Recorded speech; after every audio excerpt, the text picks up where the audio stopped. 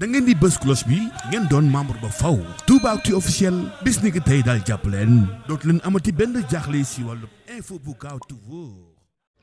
moom njiitu réew mi président de la république Macky Sall dafa mel ni daal dafa am ak jaxasoo ci investir bi nga xam ne moom la waa parti Pastef di investir kii di Ousmane Sonko ci élection présidentielle 2024 yi lee ñu war koo investir nag le 15 juillet bii nu nekk.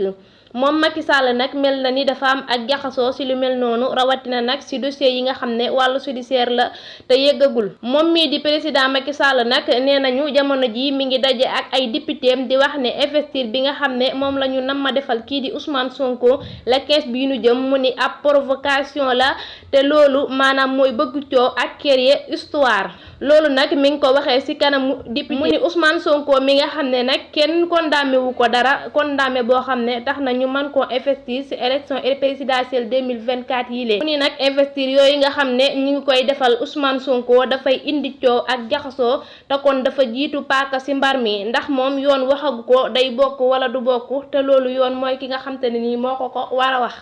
da ngeen di bës cloche bi ngeen doon membre ba faw Toubactu officiel bis ni ki tey daal jàpp leen dootu leen amati benn jaaxle si wàllu info bu gaaw